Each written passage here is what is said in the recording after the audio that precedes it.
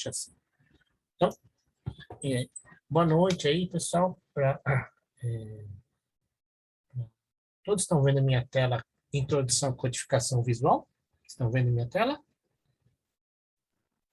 Não estou vendo, não. Não está vendo? Não, professor. É importante perguntar, porque de fato a gente...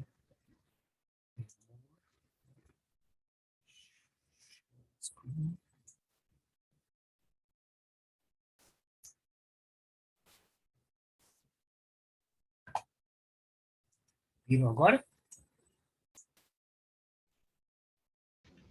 Agora sim. Agora sim. Tá bom. Então, a gente vai ter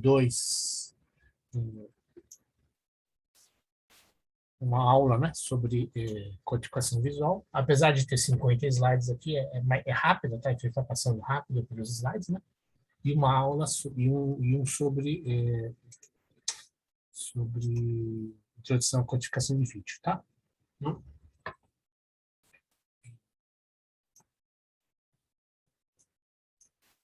Todos os slides podem ser referenciados. Logicamente, a gente pede que nos seminários vocês façam uma coisa mais ágil do que eu estou fazendo, porque eu tenho a obrigação de falar com mais propriedade, né? Mas pode ser referenciados, e logicamente vocês podem fazer a abordagem que vocês quiserem. Mas todo o conteúdo que é pedido nos seminários será explanado nas aulas, né? Serão explanados nas aulas, tá?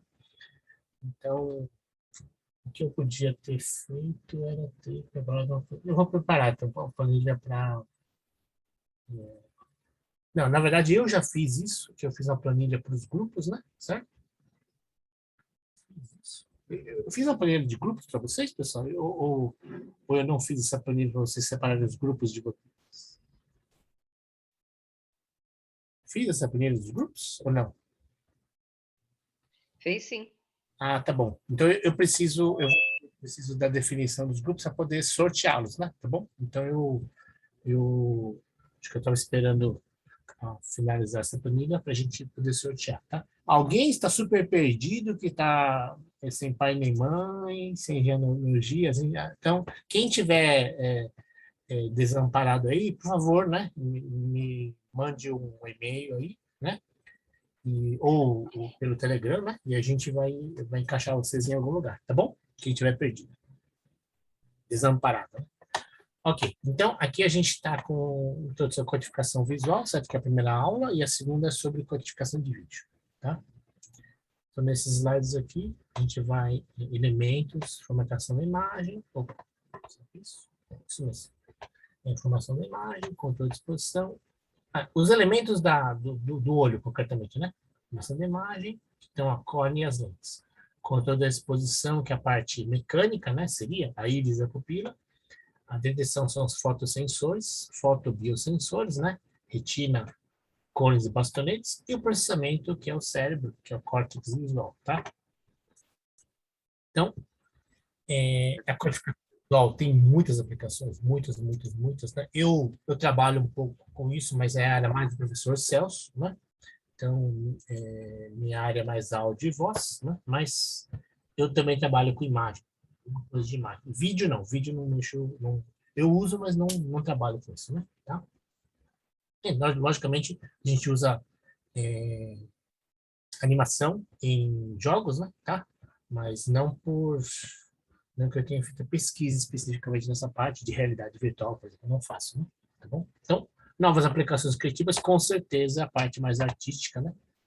Que cada vez, reflita no que eu vou falar, pessoal, tanto os criadores, os designers, têm, entre aspas, ficado mais nerds e se aproximado da codificação, da computação, quanto eu recomendo muitíssimo que os engenheiros e computólogos, o pessoal da área técnica, né, da área mais científica, se aproximem da parte do... Né? E sabe o que une os dois? O que unifica os dois? A comunicação, o jeito de falar. Não a comunicação como a gente conhece, né? De princípios de comunicação digital, etc. Não. Então, o que une os designs dos cientistas é a propriedade de se comunicar melhor, tá? Então, eu recomendo muito isso, que a gente está tentando trabalhar, inclusive, nesse curso, né? Com avaliação em seminários, né? Tá bom. Então, novas realidades, eu acho, né? Então, aliás, o CREA, né? Nem pedem isso, mas, de fato, para o engenheiro, as habilidades, os skills, né? De comunicação, eu acho que precisam ser melhorados, né?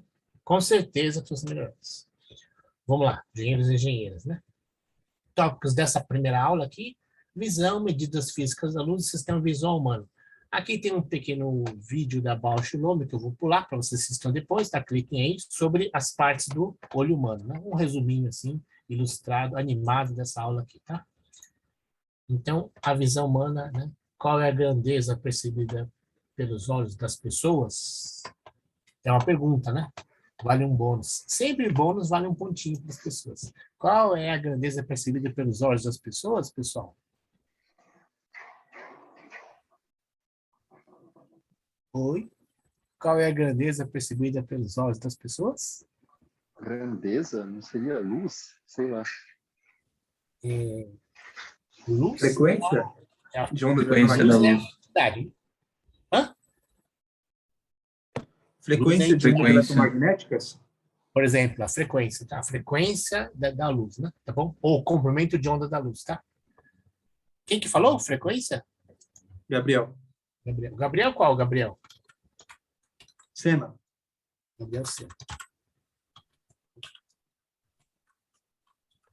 É frequência ou comprimento de onda, né? Eu preciso marcar aqui, porque senão não dou bônus depois. Ok. Vamos lá. Então, a luz, né? Então tem os comprimentos de onda, certo? Que dão um triângulo, o cone de luz, certo? Que é decomposto pelo prisma, certo? Então, a luz branca composta, e essa difração é pelo comprimento de onda, tá? Então, ele, de fato, ele dá um prisma, tá vendo?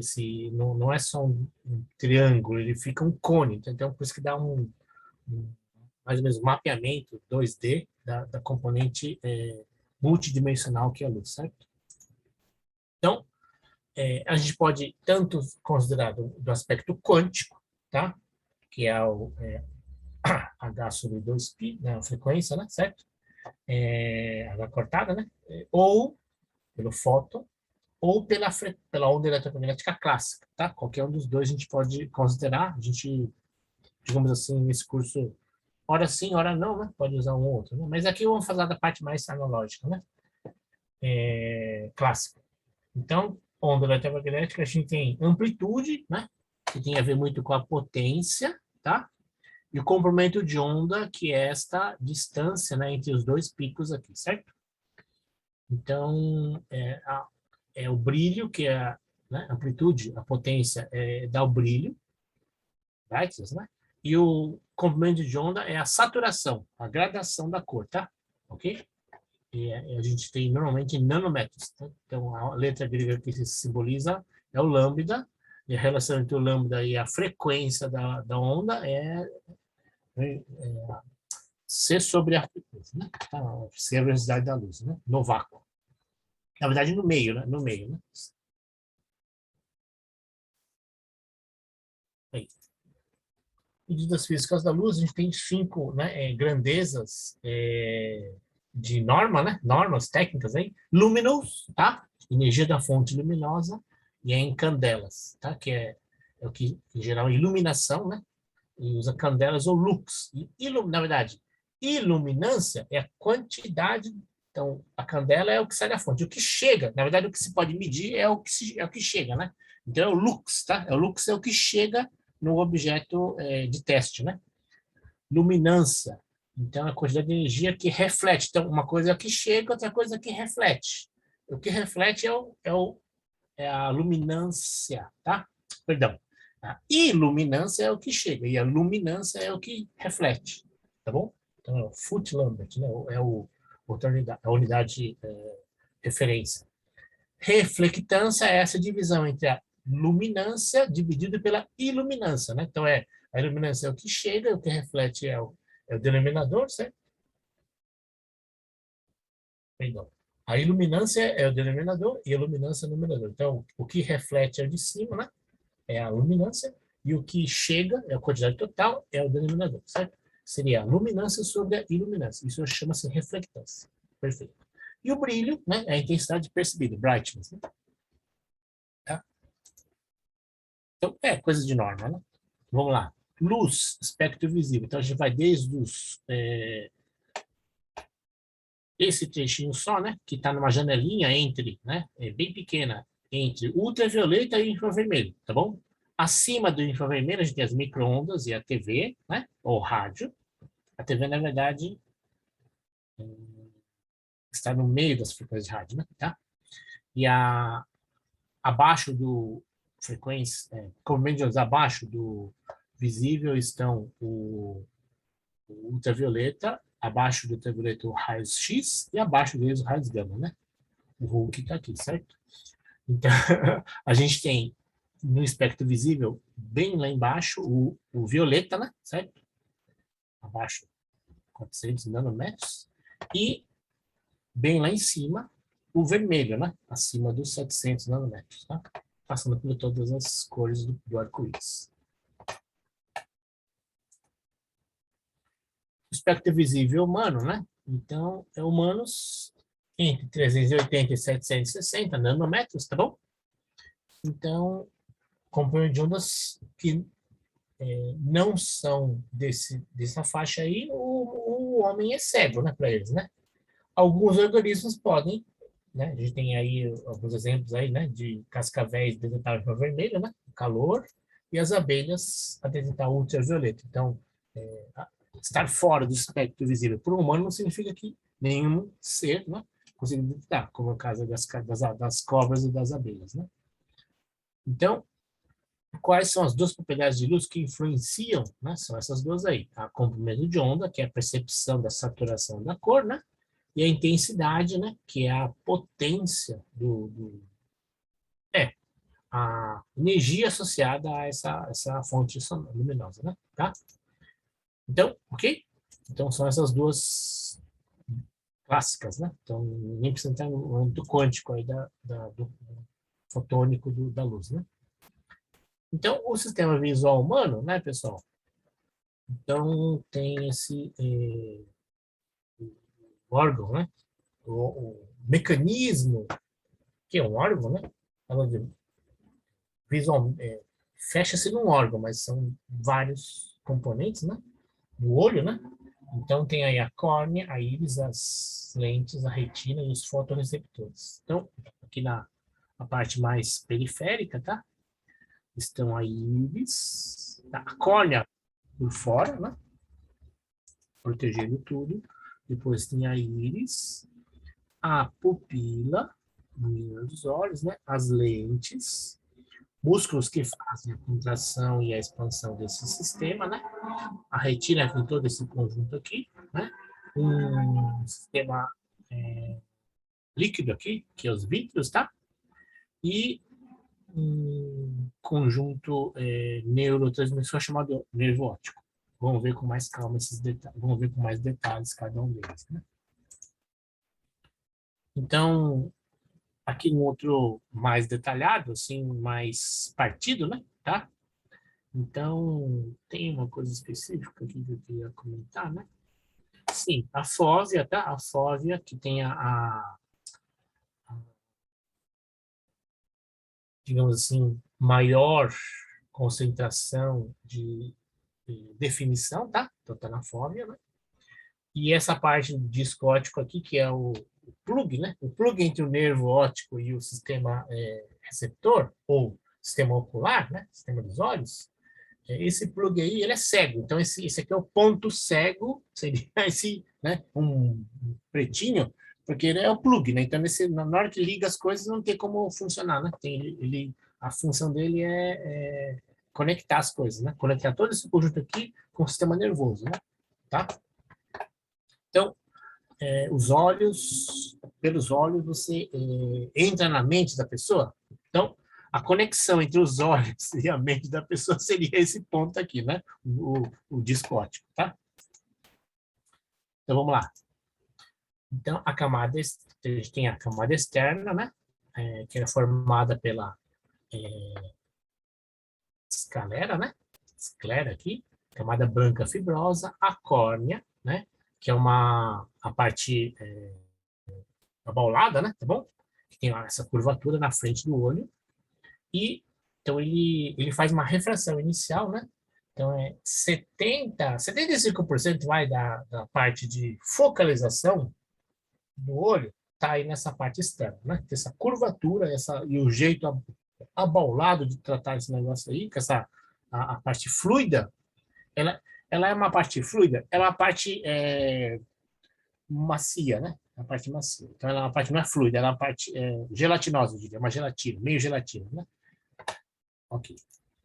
Então, tá aí, né? Então, a córnea, né? Esse elemento aqui, certo? E a íris é um sistema aqui, né? Abre e fecha. E esse brancão aqui é a esclera, né? E a cor, né? A cor é a cor dos olhos, né? É a íris, né? Tá bom?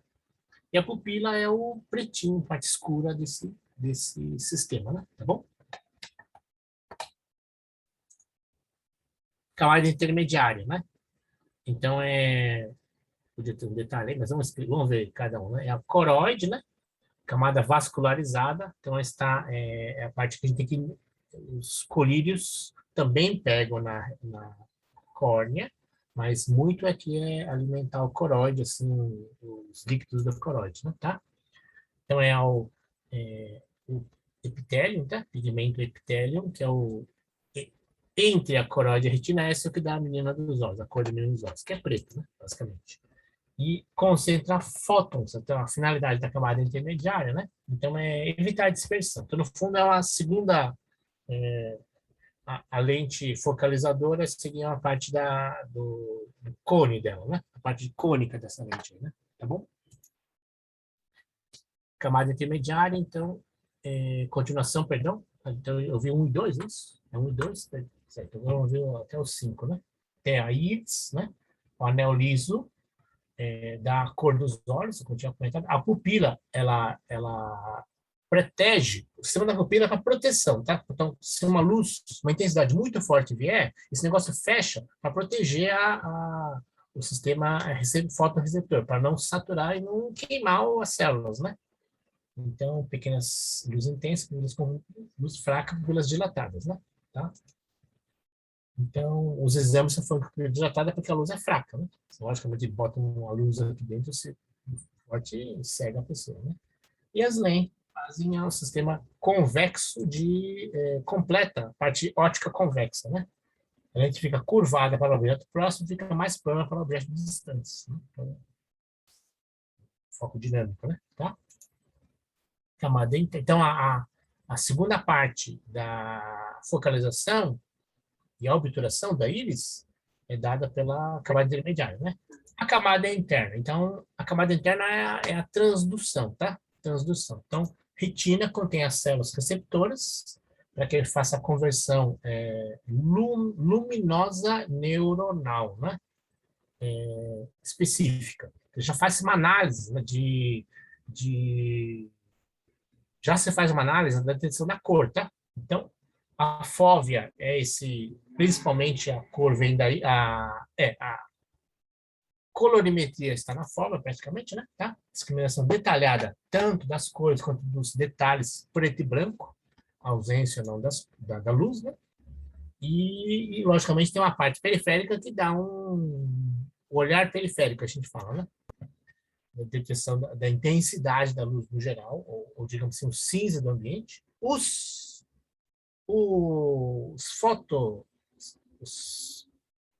sensores de luminosidade das câmeras detectam a periferia também, como o homem, né? O homem tem pela periferia e faz uma integração média da luminosidade geral, né? E o disco óptico, que eu comentei, é o plug, onde vai fazer a conexão com o sistema neuronal, tá? Cones e bastonetes, né? Cones e bastonetes, né? Então, são especializados pela visão cone, né? Concretamente, é a parte do detalhe da cor, de qual cor que é, né?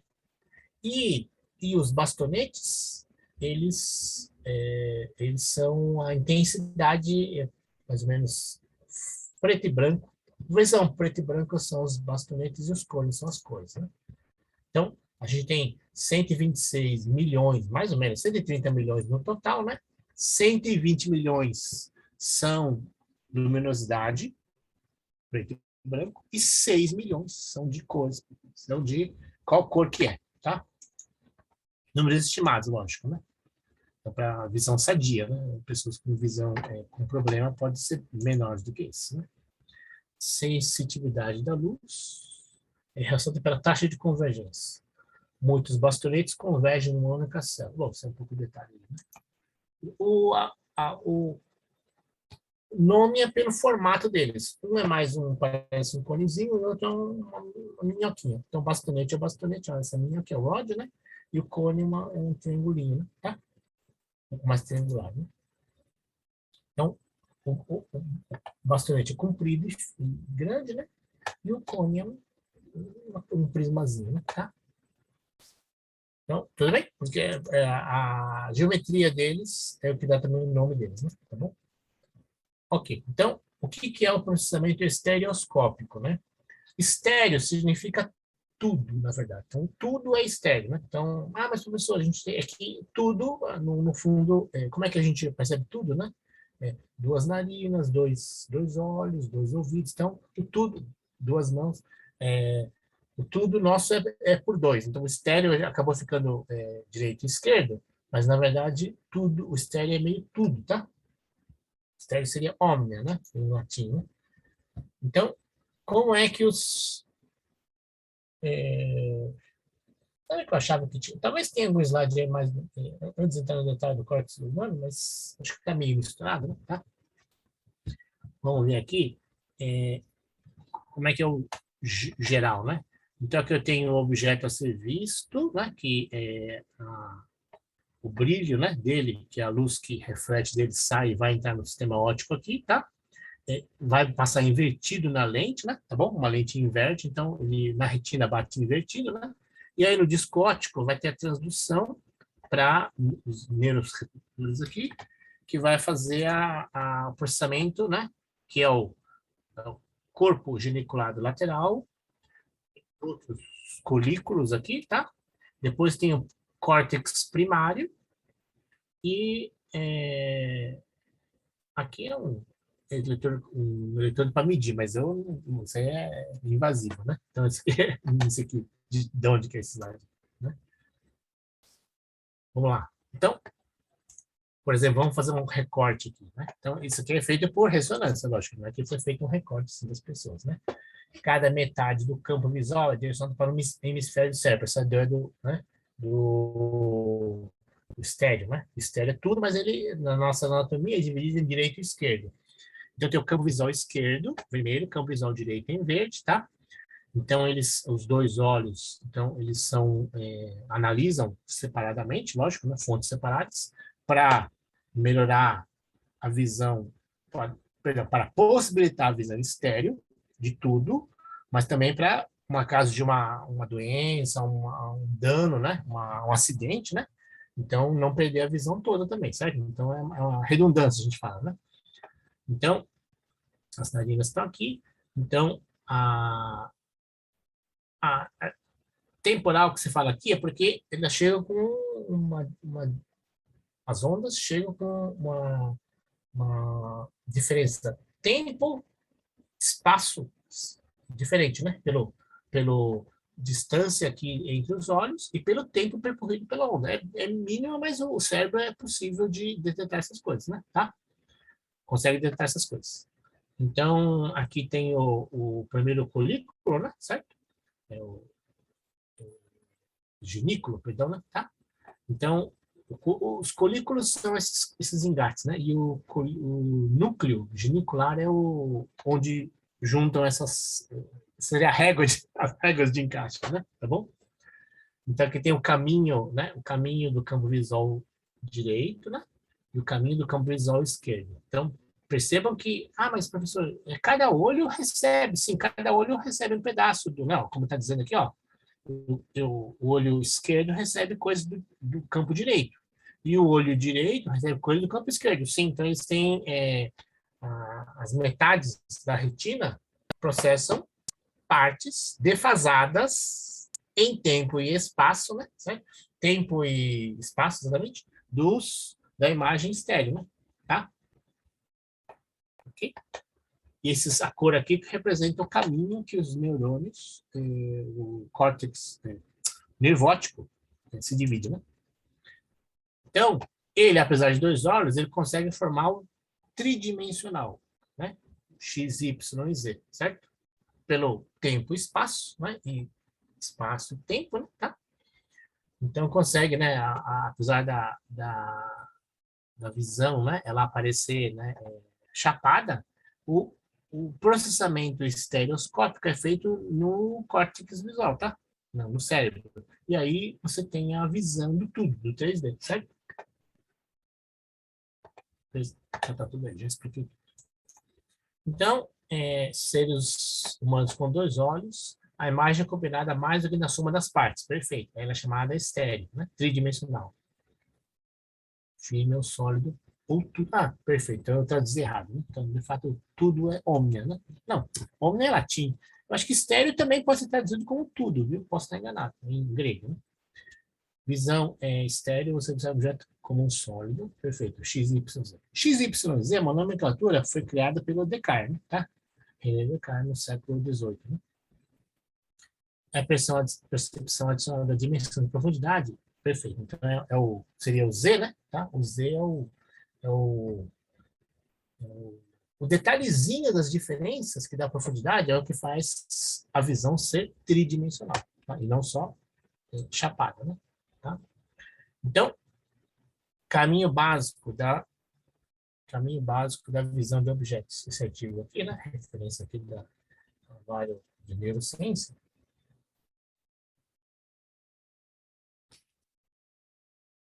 Então, na verdade, né? São os trechos do córtex visual, né? Que, digamos assim, formam, impressionam.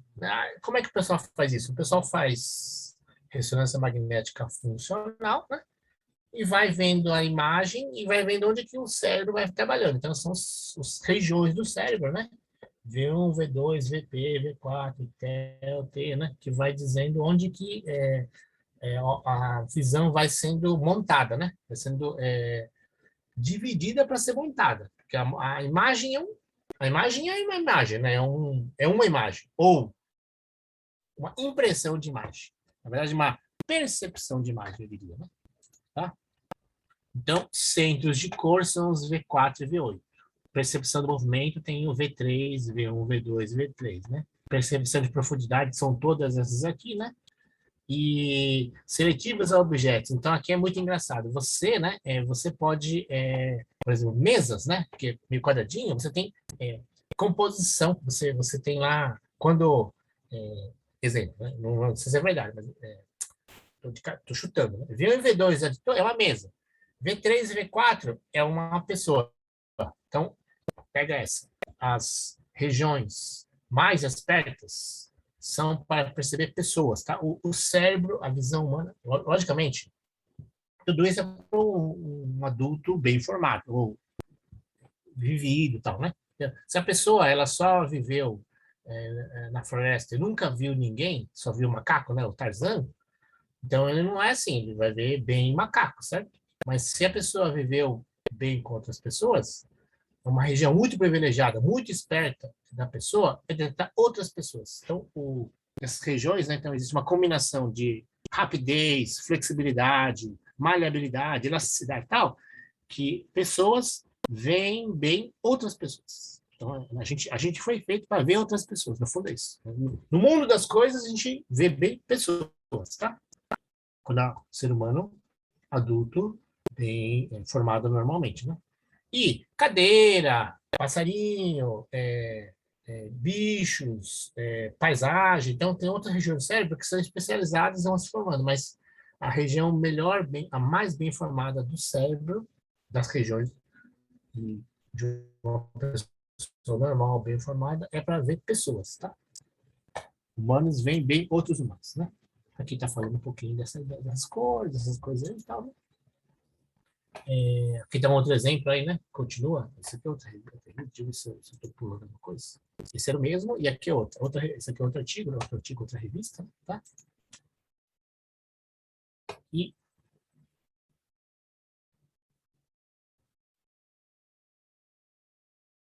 certo. Vamos ver o preto. Número de carga visual em consenso. Assim, aqui apesar de ser, né, um artigo de 2004, ainda não é muito consenso. Por quê, né? Porque existem situações, na verdade, a percepção e como isso é analisado ainda que no fundo aconteceu foi o seguinte: numa época você achou que era isso aí, depois teve gente com deficiência ou que teve acidente que continuou percebendo as coisas. Então, opa, então uma pessoa que é a questão da plasticidade, né? Elasticidade e plasticidade. Então, a, numa época aí era bem claro, depois mais para frente aí, meados de 2010 assim, por aí, saíram artigos dizendo que, opa, tem gente que tem coisas danificadas ou com doença e uma formação que continua vendo as coisas pela plasticidade e elasticidade do cérebro. Então, não é tão consenso como se imaginava inicialmente, tá? Então, atlas esquemático. Vamos lá. Esse artigo anterior, né? Hemisfério direito desdobrado, são usados de forma de escada para ilustrar a sequência hierárquica. Existe uma hierarquia, tá? Vamos lá. Eixo de especialização, né? No córtex visual superior, transição, faces, né? OIF, tá? OIF. PU e PD, visão periférica. Locais, PI, faces, F e óbvio. Então, aqui, ó, como tinha falado, né? Então,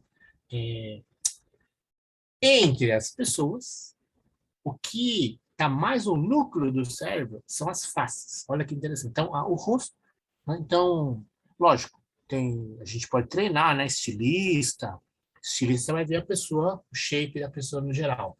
O sapateiro treina para ver o sapato, né? Basicamente assim. Ou vai se especializando, mas no geral uma pessoa que não está assim profissionalizando a sua visão, se como um cozinheiro tem um olfato, né? Algum olfato, então, especiarias, né? Um cozinheiro indiano, né? Tá bom? Um cozinheiro de carnes tem olfato para carnes. Mas no geral as pessoas vendem outros seres humanos e especificamente a parte grande do córtex visual humano é para ver faces, tá? Faces. E expressões nas faces, parece, né? Áreas que correspondem, que eu tinha comentado, né? Então, existem ativação para prédio, faz, ferramenta, cadeira, objeto comum, né? Bola, né? Tá? Movimento. E objetos ilusórios, sei lá, você ouve uma coisa e você imagina, ouve um som e imagina um cachorro, mas podia ser um celular. Então, mas só o fato de você ouvir um som, você forma uma imagem, uma imagem, uma imagem uma imagem criada, é um banco de memória que ele é buscado e você vê um cachorro, por exemplo. Então você vê um cachorro, tá? Uma imagem, mas ela se forma, você recupera a imagem. Quem quiser saber mais disso, vê o Divertidamente, tá? Divertidamente é um filme que lida com essas coisas. Banco visual, imagético visual, né? Das pessoas. Vamos lá. Percepção visual humana, né? Então, camadas da retina, perdão. Por isso que eu falei que tinha com mais detalhe, né? Então, fotorreceptores e as células gangliônicas, né? Então, a gente tem aqui cones, né? Bastonetes, aproximadamente. Aqui já colocou uma variância maior, né? Tinha falado de 120, 100 a 150 milhões, né? De distribuição não uniforme na área da retina. Ele consegue detectar desde a visão, a intensidade luminosa. Professor, né?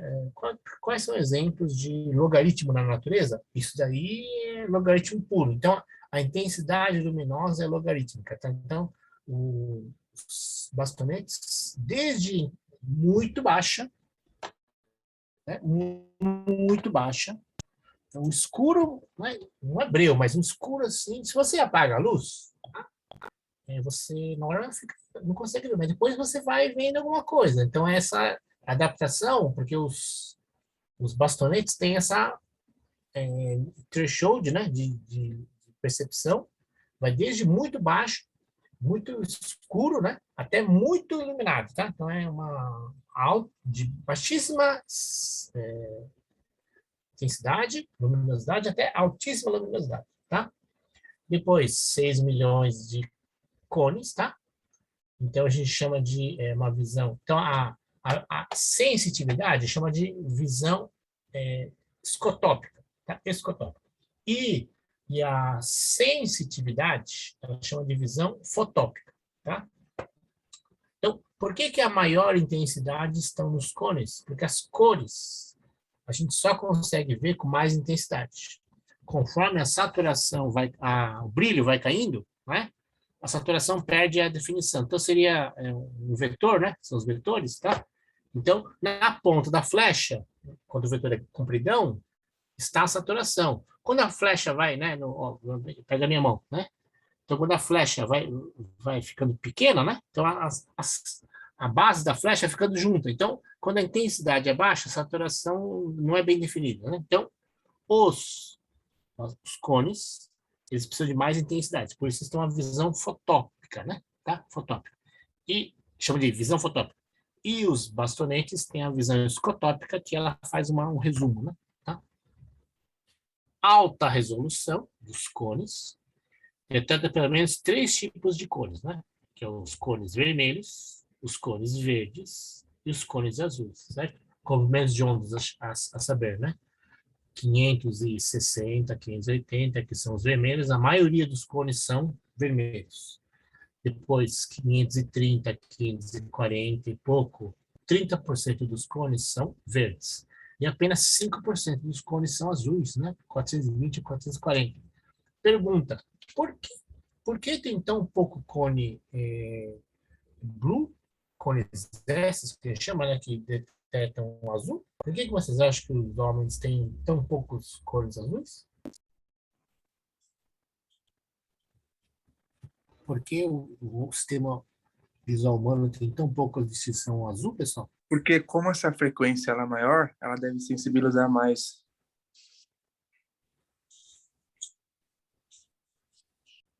Poderia ser, mas não é não, tá? Por que o azul é tão pouco?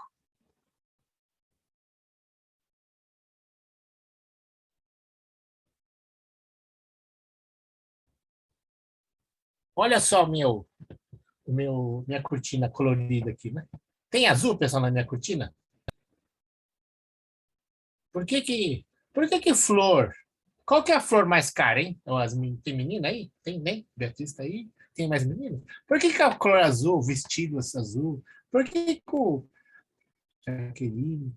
Exatamente, Eric. Ok, só vou escrever aqui por causa da cor, né? Do bônus, tá? Na natureza, o azul falta. Inclusive, a explicação do que porque o céu é azul, não é? É porque falta azul, sabia? Não é porque tem azul, porque o céu é azul porque falta azul, tá? Pega essa, né? Já viram isso em quântica, né? Também tem uma explicação clássica e quântica, mas as duas pela falta de azul, tá? A falta de azul na natureza.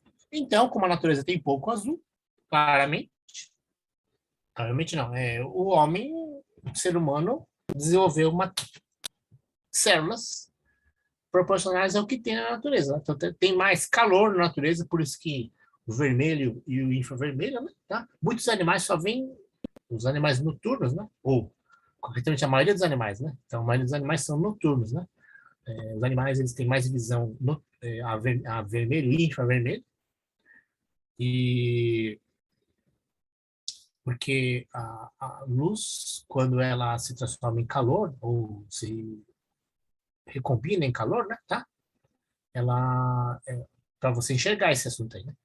Então, o vermelho é o mais predominante. Depois o verde, que é uma transição intermediária, até 30%, né? E o azul é porque tem pouco azul na natureza. Tá, tá bom? Curioso, né?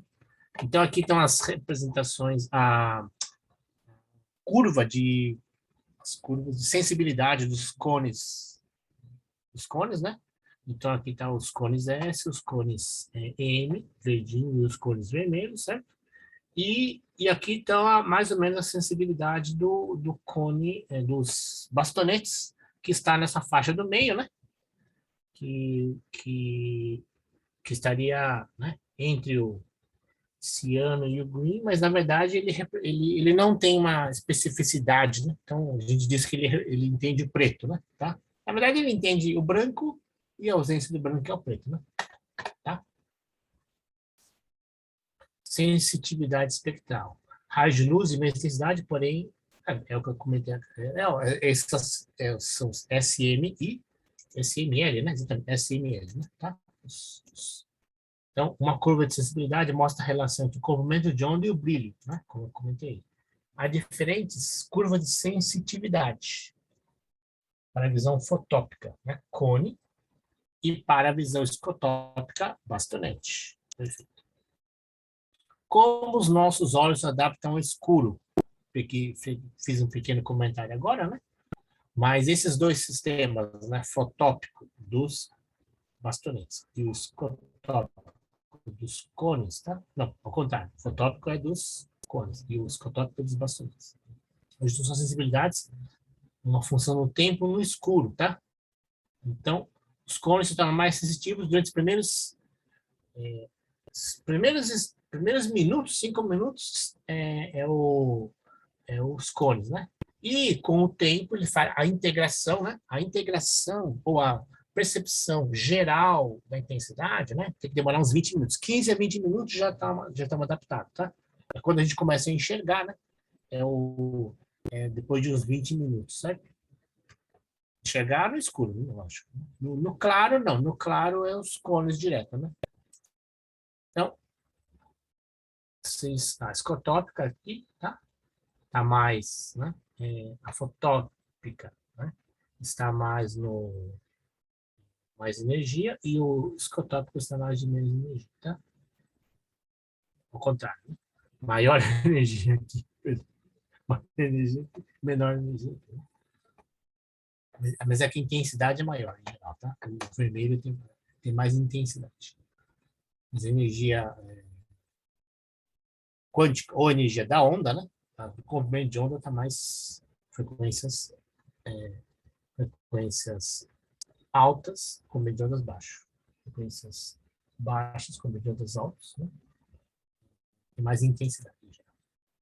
Aqui, então a divisão da distribuição dessas coisas na retina. Então, na fóvea, no centro da fóvea, tá? Tem a super definição, né, dos cones. Então, os cones estão distribuídos, mas assim, onde é que tem cone pra caramba? No centro da fóvea. Por isso que a gente fala que a gente enxerga bem nos mais ou menos 5 graus, tá? Então, quando os dois olhos estão alinhados, 10 graus no total, né? Tá? Então, quando eu assistia essa aula no ensino médio, né? Eu falei, nossa, mas o sistema de dioptria graus é só 10 graus, tá? Só isso. Nossa, isso é uma falha. Não, aí o professor na época falou assim, mas é assim, é o sistema geométrico assim. Então, ok, mas o sistema bioreceptor é assim também. Então, a concentração de qualidade, de definição, de cor, está no centro da fóvea. Então, tá aqui, ó, tá? Então, mais ou menos, né, 5, 10, 12 graus no máximo, tá? É a grande intensidade de distribuição de cones, tá? Bastonetes estão em toda a retina, basicamente, né? Toda a fóvea aqui, estão distribuídos. Logicamente, onde tem muito cone, não tem tanto bastonete, porque senão saturaria a definição da imagem, né? Entendeu? Então, não haveria resolução. Então, onde tem maior distribuição de cones, tem menor distribuição de bastonete. Mas os bastonetes, na média, a soma dos dois, na média, é mais ou menos uniforme, tá? Existe um buraco aqui, né? Que é o disco óptico, que é um plug, né? Então, no plug não dá para ter sensor, né? tá? Porque é plug, né? Ponto de contato, tá bom? Aqui de novo, né? Invertido. Então, o ângulo, aqui está o ângulo. Então, a gente enxerga bem aqui, né? Certo? No topo aqui, mais ou menos 5 graus, mas mais ou menos 10 graus, ou 6 graus, é o que a gente enxerga, tá? Depois a gente não enxerga. Então, a gente tem que virar o pescoço. Por isso que tá bem virar o pescoço, certo? Uma professora, amiga minha, falava assim, ela anda de motocicleta, né? Então, americana, nunca sofreu atropelamento, nunca. Já bateu, ela bateu, mas nunca foi atropelada. Aí eu falei assim, como é que você nunca foi atropelada? Né? Eu sempre viro o pescoço. Olha que interessante. Eu sou ciclista, já fui atropelado, já atropelei alguma coisa também, né? Já tive batida, porque ou até de carro também, já dei uma raspadinha, alguém bateu, não, mas raspadinha, né? Em alguém, porque eu não virei o pescoço. Mas então, se você não vira o pescoço, você só tem visão periférica. Se você vira o pescoço, né? Você ajusta o sistema de visão para a região que você vê mesmo, né? Tá? Então, o que você vê mesmo é mais ou menos 6 graus. Mais do que isso você não vê, não. O resto é visão periférica, tá?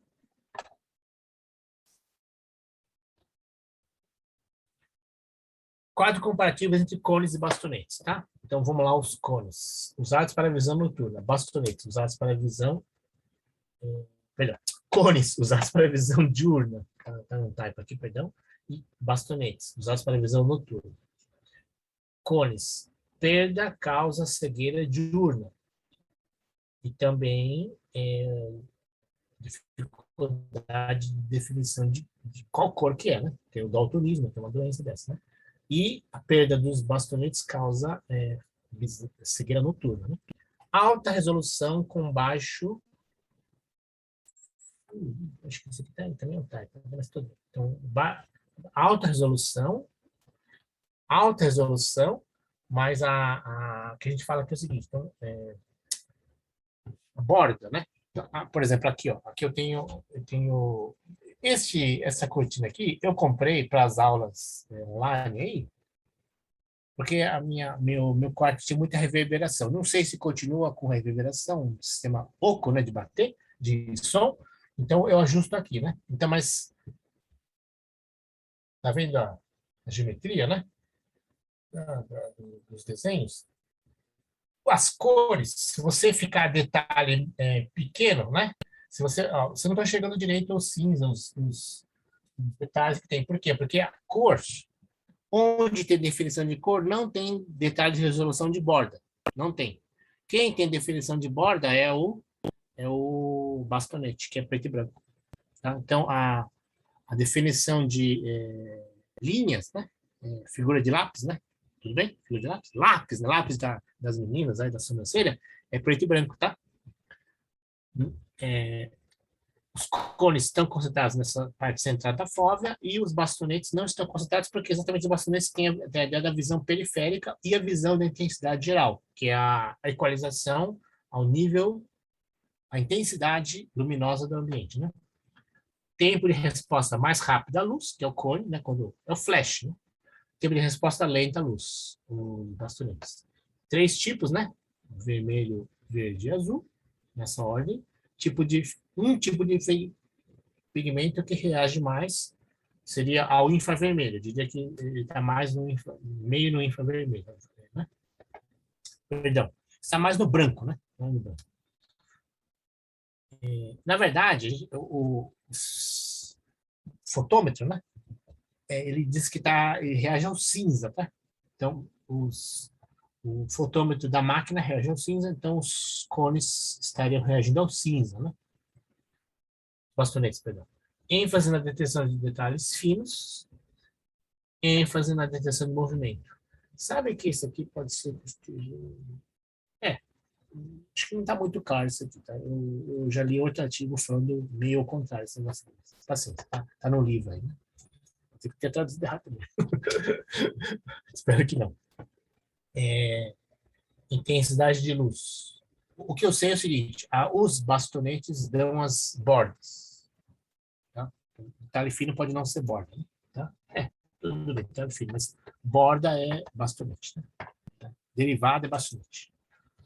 Intensidade da luz. Aspecto da menor intensidade é o limiar escotópico. Maior, mais brilhante, é o limiar de ofuscamento. Exatamente. Então, o ofuscamento é quando é muito brilho. E o limiar escotópico do bastonete é o escuro, né? Diferença entre eles é 10 ordens de grandeza. Olha só, por isso que é logaritmo. Então, qual que é o exemplo clássico de... O exemplo clássico é de ouvido, mas a visão também é logarítmica, né? Percepção luminosa, brightness, também é logarítmica. 10 ordens de grandeza. Nós não conseguimos discriminar todas ao mesmo tempo. Ajustamos com o valor ao redor da média, né? Compressão log, né? Tá? Resultados experimentais mostram que a quantidade percebida e a real, então, são logaritmos. LN é logaritmo natural, tá? Por isso que é da natureza ou da natureza do homem, né? Sistema visual humano, log, né? Um exemplo, por exemplo, né? Uma fonte de luz brilhante 6 vezes mais intensa percebe 2 vezes. É log de 6, né? Tá? Tá 2, né? Tá? LN, tá? LN. É isso. Aqui, então vamos lá, adaptação, né? Então vamos lá. Então, a visão escotópica, né? Ela... Aqui é o momento, né, da percepção instantânea, né? Esse pontinho, ou essa tangente aqui, né? Tá? E o cruzamento, a percepção instantânea, ela vem principalmente com a fotópica, né? Que tem a ver com as cores, né? Vamos lá, deixa eu ler aqui um quadrinho. A intensidade real da luz é basicamente logo comprimida. A visão humana consegue enxergar a luz entre o luminar de ofuscamento aqui em cima e o luminar de threshold, né? De escotópico. O olho ajusta-se com o valor médio, que é o gris, né? Que eu comentei do cinza, né? Tá?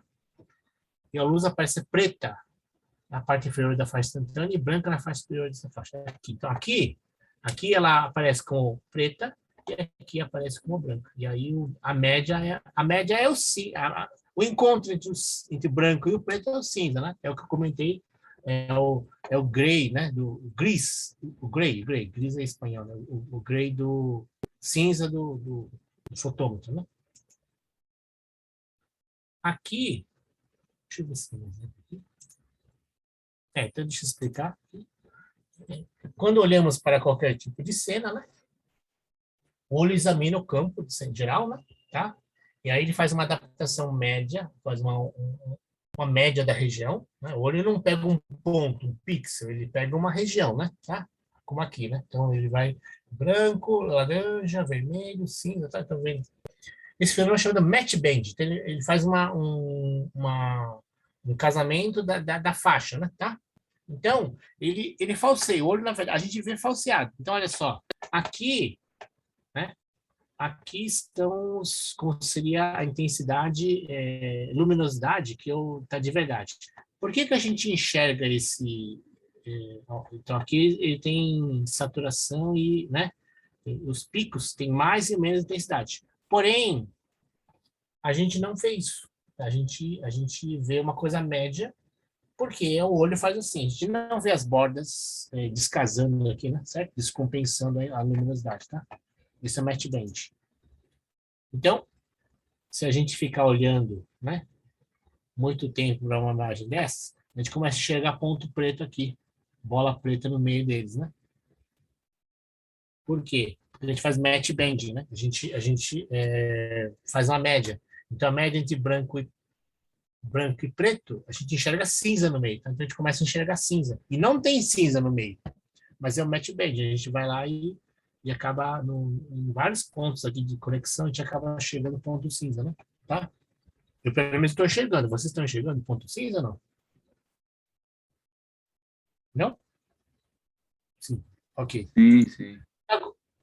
Perfeito. E aqui? Match band de novo. Nossa, professor, o senhor fez um GIF, né? Eu fiz um GIF, pessoal. Para vocês, as imagens, as rodas estão girando ou não? Então, sim.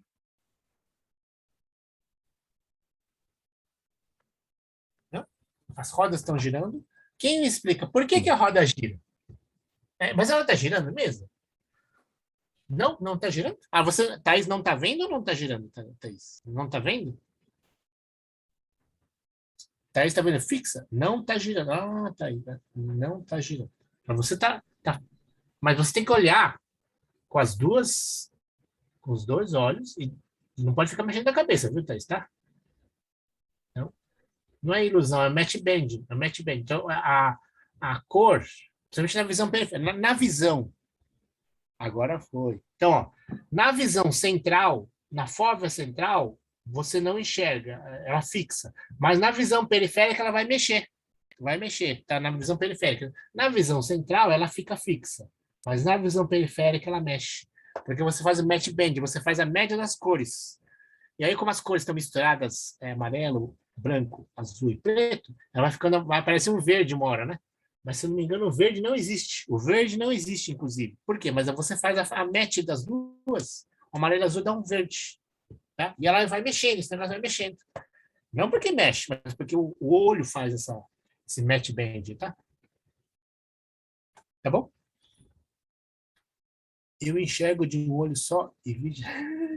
Não. Então, aqui, um olho só, Jéssica, ele também faz a visão. Lembra que um slide aí que te mostrou que a retina tem a captação direita e esquerda? Então, o cérebro, apesar de você ter deficiência na profundidade, você tem... Mesmo com um olho, você enxerga a profundidade. Você não tem resolução, mas você enxerga. Você não passa em testes, mas você tem resolução, tá? Ok? De profundidade. Então, você consegue ver, porque o olho, a córnea, né, ela tem visão direita e esquerda. É um slide que a gente passou aí, né? Tá? Então, você fica mexendo a cabeça, não é que você fica mexendo a cabeça. Se você ficar mexendo a cabeça, vai demorar um pouco mais, mas vai aparecer também, porque sempre tem visão periférica. Você não consegue desativar a visão periférica da visão focal. Não consegue, tá? Então, uma hora vai mexer, não tem jeito, tá? Ok? Tá bom? Então, aqui, ó, eu vou explicar aqui, mas já escrevi a gente vai soltar uma lista. A lista é em grupos, né? Eu não lembro de quantos, né? Mas a lista é em grupos, tá? As listas. Então, a lista, em geral, vou ter 10 exercícios, ou mesmo, sei lá, são em grupos, né? Sei lá, se cada um faz 2, né? Então, 2 exercícios, então, sei lá, é uma coisa de grupo. Mas eu não vou soltar tudo ainda não, porque eu vou dar mais uma aula, né? É só no final da segunda aula, da terceira aula, que é a primeira, essa aqui é a segunda, na terceira eu solto a lista toda, tá? Então aqui eu já dei um exercíciozinho aqui, aí, né, exercício 1, visão humana, segue o quadro abaixo, linha 1, linha 2. Linha 1 em azul claro, medidas físicas da luz. Fluxo luminoso, luminância, reflectância e brilho.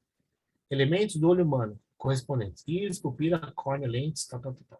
Córtex visual. Eu podia ter explicado melhor, mas é uma aula difícil. Tá? Então, vamos lá.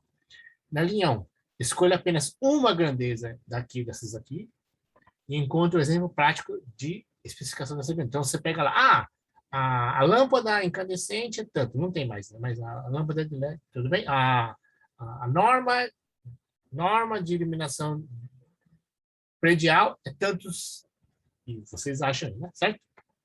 Depois, escolha um elemento entre os elementos aqui, né, do olho humano, e explique a função detalhadinha no sistema visual humano, tá? Pesquise uma das regiões aqui, pesquise. Aliás, por isso que eu não expliquei muito bem, né? Por que eu não expliquei bem? Que é difícil, é uma aula mais específica, tá? Então, para umas regiões aqui, para você quer... o que é o TEL, né? Tá? O que é o TEL? Escolha uma delas, né? Linha 1. Linha 2, não é tudo, é só uma de cada um, né? 2, só que aqui é aplicação prática, aqui é detalhe do olho e aqui é função, né? Tá? Exemplo. Na linha 2, azul mais escuro, escolha qualquer uma das 3 propriedades, uma só das 3, e explique com um exemplo prático. Então, você tem que achar uma coisa prática e uma grandeza, uma propriedade dessas aqui e explicar. Tá bom? Um exercício. O outro slide tem outro exercício. Né? E aqui estão as referências, né? Esse eu acho que não tem como Bom, esse aqui, como foi o slide que o professor Celso fez, essa parte de imagem e vídeo é ele que faz, né? Eu não tenho certeza se esses dois estão na biblioteca pelo Sofia, né? Digital. Mas ele usou esses dois aí, tá bom? Então, nossa, essa aula é dura, viu? Pelo menos para mim é dura porque tem muita norma aqui, tá? Mas vamos lá, faz parte da aula, né? Conceitos de vídeo, né? Tá bom?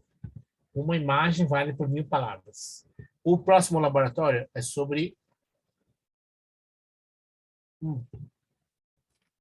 Tem coisa de cores aqui também, sistema de cores aqui, né? Porque uma coisa são as cores ou os receptores aqui. Os sistemas é como isso entrou na tecnologia, né? Então, posso estar enganado, mas acho que tem cores aqui. Vamos lá. Entendimento dessa palavra, dessa frase aí, né? As imagens têm informações mais eficientemente do que as palavras. Para refletir, é aplicável a aprendizagem e a cognição? Então, apesar de eu ter mais detalhes, né? Será que eu aprendo melhor e decodifico as coisas melhores com as imagens? Para refletir. Então, professor, você vai fazer uma provocação, tá? Introdução. Então, multimídia está onipresente em todos os softwares, inclusive smartphones. Do ponto de vista da engenharia, a multimídia geralmente lida com considerações, problemas e coisas além da ciência da computação. Perfeito, a gente viu uma parte mais bio, né? Foto, número aqui, né? Por exemplo, as câmeras hoje conseguem encontrar rostos das pessoas, a detecção de rostos, né? Então, mas olha o que eu comentei, né? Sem querer, eu nem tinha pensado nesse item aqui. O córtex visual humano também tem uma seçãozinha lá muito sofisticada para rosto, tá? Essa tarefa estava até resolvida firmemente no mundo da visão computacional. Mas hoje em dia, não. Hoje em dia é uma coisa multimídia, né? Okay. Tópicos dessa aula. Imagem digital. Eu voltarei, né? Cores em imagens e vídeos digitais. Então, sistema de cores. Conceitos fundamentais de vídeo. Tá bom. Vamos lá. Imagem digital. Olha a câmerazinha Kodak aí, né? Kodak foi aqui revolucionou o sistema de cores, né? Logicamente, as impressoras, mas a Kodak com a foto, né? As fotos, ela revolucionou o sistema de cores. Tá? Na verdade, foi ela que trouxe o sistema de cores, primeiro analógico, mas o digital é só uma versão normatizada do analógico para o digital, mas é só uma adaptação. Quem revolucionou isso foi a Kodak no analógico, tá? Uma imagem para nosso propósito é equivalente a uma fotografia obtida por câmeras fotográficas ou filmadores. Então, até hoje é isso. Então, o que é uma imagem? Uma imagem, né? A imagem é alguma coisa que, né? Uma fotografia ou uma filmadora que eu peguei um quadro dessa imagem, dessa dispositivo e trouxe e virou uma imagem, né? Seja analógica ou digital, né? Tá bom. A imagem digital está aqui, né? Ela é uma fotografia, então, que ela é digitalizada. Então, tem um scanner, né? Que foi lá, ou pode ter sido direto, fotoreceptores, né? Câmera CCD, por exemplo, faz isso. Foto CCD, né? Tá? Já traz direto. Ou uma versão colorida de alguma coisa e você escaneou, né? É um sistema de conversão analógico digital, né? Imagem composta por pixels, picture elements, né? Tá? Picture é um acrônimo de pixel. Picture, graphical elements, né? X é gráfico. Picture, graphical elements. Nem sei porque X é gráfico, mas é isso. Né? E se quando ele é preto ou branco, é dot, né? Mas depois virou uma época dot com profundidade. A profundidade do ponto é a cor, né? Mas, sei lá, pelo videogame não interessa, né? Pixels dispostos na tela é uma matriz, né? A matriz, na verdade, é memória, né? E a gente mapeia ela do canto superior superior esquerdo até o canto inferior direito, né? Na coordenada normalizada ou na coordenada de mundo do canto inferior esquerdo para o canto superior direito, tá? Na coordenada de mundo, tá? A de normalizada é de cima para baixo e a de mundo é de baixo para cima. É, contrário. A gente chama de bitmap, porque tem um mapa de bits na memória, tá? Região na memória com mapeamento entre o elemento da imagem e a memória do computador. Então, o mapa reticulado é uma matriz, certo? Que é a cor, né? Porque existem bits que representam a cor vermelha, bits que representam a cor principal, né? Então, não é que principal. A maioria das coisas na natureza tem cor vermelha. Então, vermelho, verde, bits de verde, bits de azul. No computador são os três iguais, mas na natureza tem mais vermelho, menos verde, menos ainda azul, né? Resolução da imagem, o número de elementos que a imagem possui na horizontal e na vertical. Tá? A gente usa isso na codificação, mas na representação a gente não representa igual. Mas na codificação a gente usa essa ideia da natureza, né? Resolução. Então a gente vai ver, mas a gente sabe, né? Tem 1080 por 1920, né? 1080 na horizontal por 1920 ao contrário. 1080 na vertical por 1920 na horizontal. Resolução Full HD, né? Tá? Representação digital da imagem, né? Então aqui tá o pixel dot, né? A coordenada, isso aqui é coordenada ao contrário aí, né? Coordenada viewport, a gente fala, né? Resolução do eixo Y, resolução do eixo X, tá? E o bitmap é a posição dessas coisas na memória do computador, né? Resolução. A resolução da imagem é obtida como o número de elementos que a imagem possui na horizontal e na vertical. Por exemplo, VGA 640 por 480. 1024 por 768, né? Que é HD, né? Tá? Quanto mais pontos uma imagem... Perdão, não é HD, não esqueci o nome dessa imagem. Super VGA, Super VGA. Quanto mais pontos uma imagem possuir, melhor é a sua resolução. Ou seja, a imagem mostra detalhes. Lógico, quantidade de pixels, né? De dots, os pontos são menores, né? Certo? Então, aqui está a nossa Lena, né? Então, para não chocar, mas essa aqui é uma capa da Playboy de um ano aí, de uma década de 60, se não me engano. Né? Então, a parte de baixo... Por que ela não aparece? Porque ela está peladinha para baixo, então só aparece a parte de cima dela, né? Então, 256 por 256. Aqui, então, pela minha tela não aparece, não acho que nem na de vocês, mas aqui você vê mais detalhes, porque ele é o dobro da definição do que isso aqui. Né? Então, na verdade, é 4 vezes mais definição aqui. Dobro na vertical, dobro na horizontal, dá 4 vezes de resolução melhor. Né? Tá? Resumo. Na imagem digital, compreende essencialmente uma matriz de números que são pixels. Cada pixel, imagens coloridas, cores, vai ocupar 3 bytes. Um para o R, um para o G e um para o B.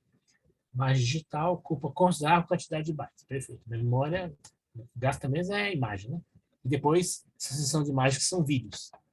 No exemplo, né, no 256 eu tenho 64K pixels.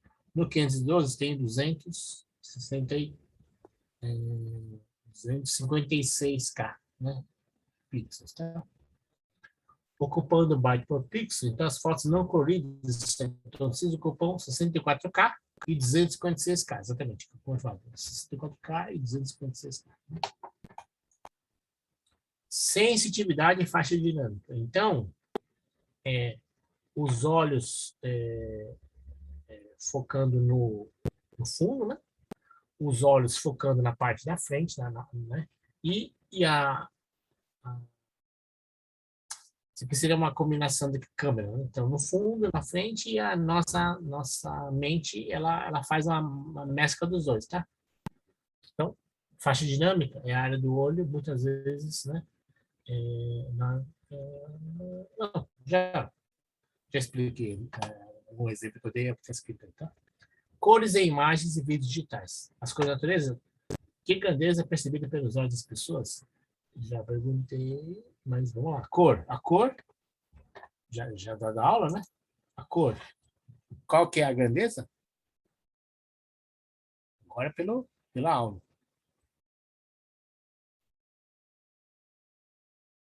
Roda mesa. Da cor. Comprimento de onda? Hã? Comprimento. Quem falou? Vinícius. Vinícius. Perfeito. Vinícius só tem um? Vinícius. Vinícius Nasser. Ok.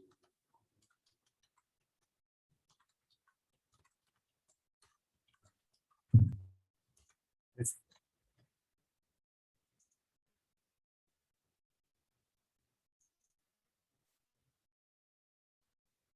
Percepção de cores. Então, imagens e vídeos em cor são onipresentes. Somos cada vez mais atentos.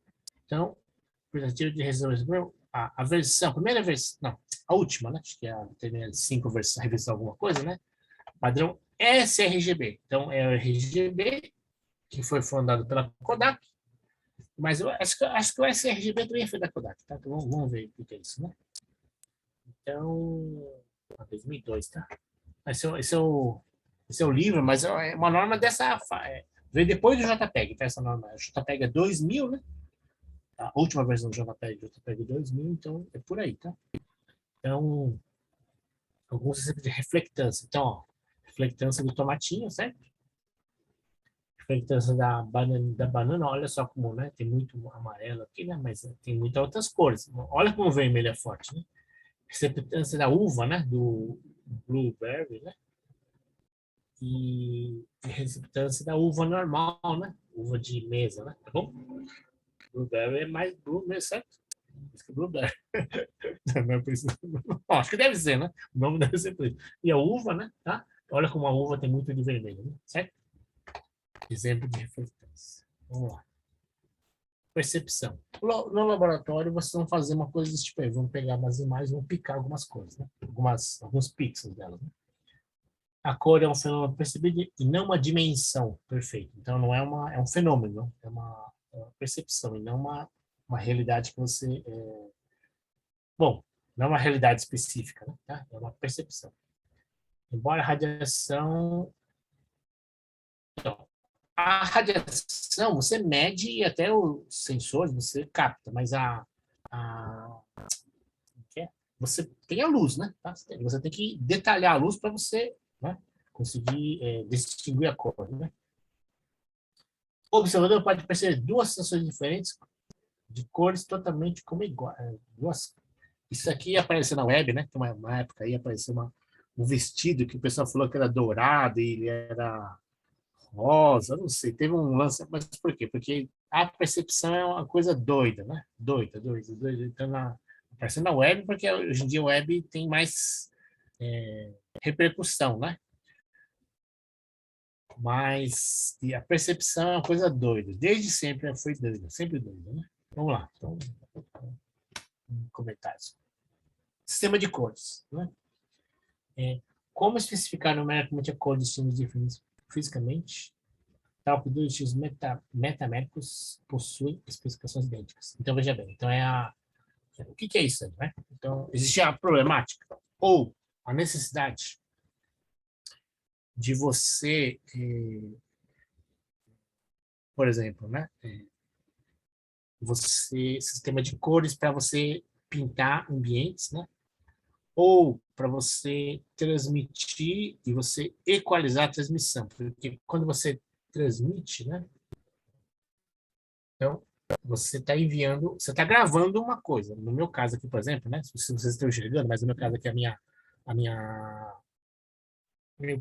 polo aqui, ela é amarela e azul marinha, né? Tá? Então, e a minha cortina é vermelhinha aqui, tem uns detalhes vermelhos. Então, se né, preciso dizer que isso aqui é azul marinho, isso aqui é amarelo, creme, isso aqui é vermelho. Então, essas definições são importantes para você vender, etc. Mas para você, na hora que você transmite, você pergunta lá, chegou dessa cor desse jeito aí? Porque aí, se existe uma interferência no sistema de transmissão ou no sistema de conversão aqui, transdução aqui, e transdução ao contrário no receptor, eu preciso de uma uniformidade. Ou seja, eu preciso de uma padronização, não uma padronização, tá bom? Então, é isso que está dizendo aqui. Na hora que eu transformo em números, escalas, etc., eu preciso ter uma uma padronização para poder falar a mesma coisa, né? Ou falar de uma forma que as pessoas me entendam em várias fases do processo, tá? Então, colorimetria é isso aí. Colorimetria é essa área, né? Que a gente tem as cores do universo físico, a gente tem os modelos matemáticos que é vetorial, né? Aí você tem a representação de alguma forma da cor, e aí você tem a especificação de cada cor, né? Então, as lojas de tinta, de corante, pigmento, etc., né? Trabalham em cima disso aí, né? Ou todas a HP, a Adobe, né? Tá? E o HTML, porque o HTML que é na linguagem, né? Vamos lá. Esse sistema francês, né? Essa comissão, né? O CIE, né? Começou em 31, a França, tá em francês aí, né? É o marco, né? Da colorimetria moderna. Começou no século... Porque a cor, ela veio com a câmera colorida, né? Então, na hora que eu consegui revelar, a imagem sempre foi colorida, mas na hora que eu consegui passar num papel, no acetato, né? Depois colocar no papel, né? Veio o nascimento das reprodução das cores e aí veio o CIE, né? Tá? A mistura aditiva de cores, né? É o que a gente quando a gente tem luzes, né? As luzes fazem mistura aditiva. Os pigmentos em papel os pigmentos e tinta, né, são subtrativos, porque ele retira a intensidade de cor, né, de luz. E a luz, ela é aditiva, porque ela soma a intensidade de cor, né, de luz. Um equívoco comum é que é possível definir 3 cores primárias que poderiam criar qualquer cor por mistura, ou seja, aqui eu tenho um sistema aditivo de cores, tá? E o subtrativo seria diferente, esse aqui é o aditivo. Mas qualquer 3 cores me chega numa outra cor? Não, tá? Existem bases que são, por exemplo, uma base assim, né? Tá? Uma base RGB, né? Bom ser ortogonal, mas eles não são ortogonais. Então, sei lá, assim, mas se o sistema ele é muito não existe muita sobreposição, né? Pelo fato do eixo de cores não ter cor negativa, não dá para representar todas as cores, tá? Não tem cor negativa, então não dá para representar todas as cores. Tá bom? Infelizmente, a gama de cores reprodutivas, ou gamut, gama de cor reprodutiva é o gamut, né? Pode ser uma tricromática limitada e sempre menor que... Então, isso aqui é aditivo, por que eu falei de subtrativo? Sei lá. Então, aqui é o aditivo. Mas tanto o aditivo quanto o subtrativo é limitado, né? No entanto, a gama é menor ou maior, depende do... Então, sempre tem cor que não dá para representar, tá? Então, sempre existe um limiar de não representação, qualquer que seja o sistema de cor, tá? Porque não tem cor negativa, né?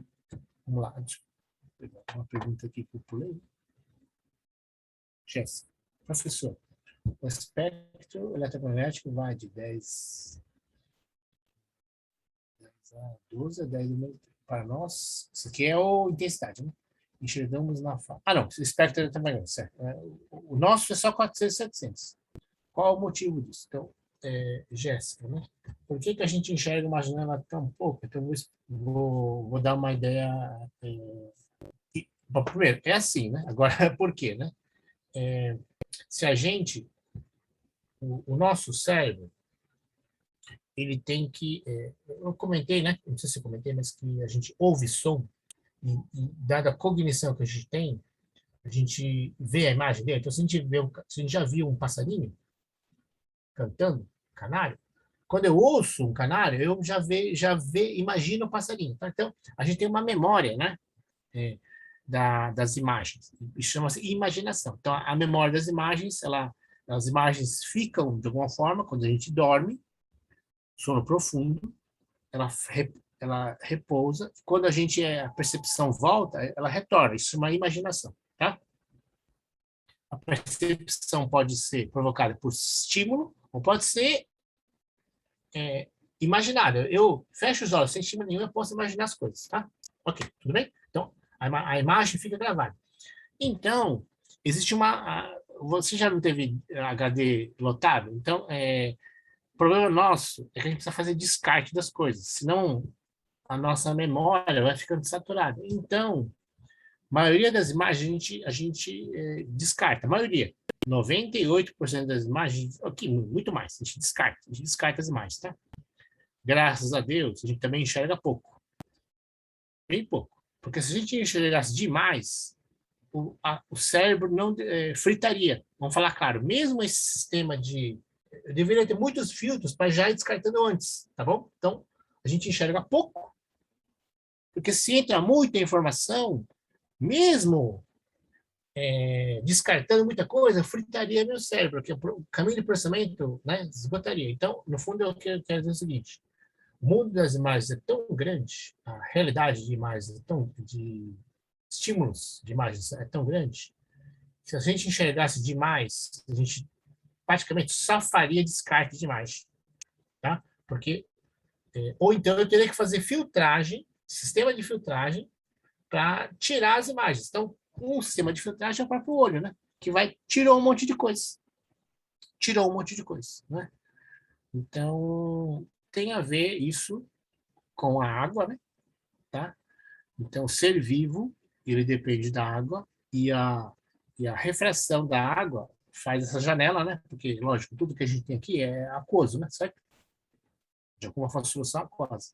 Então, graças à água e a propriedades maravilhosas, ou propriedades, né? Características que a água tem, a gente enxerga tão pouco. Por quê? Porque tem a ver com a vida, né? A vida é assim restrita, porque a gente, na verdade, nós seres humanos, porque a gente pode pensar, né?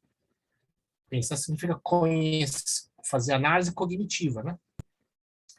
E as coisas que a gente pensa, a gente tem que preservar nosso cérebro para a gente poder pensar. Se a gente só fica guardando coisa, a gente não pensa. Reflete no que eu acabei de falar. A gente só guarda coisa, a gente não pensa. Tá? Vou dar um exemplo do meu professor de inglês. Um professor de inglês meu, né? Ele falou assim: ah, mas Mário, eu vou, ele já é digital. Então eu vou visitar, a gente vai em vários países, vai visitar tal, né? E o pessoal fica tirando foto. Para lugar, nossa, excursão, né? Você é japonês e tal, eu sou japonês, quem provocar, né? Para lá e começa a tirar foto, né? Fala assim, eu não.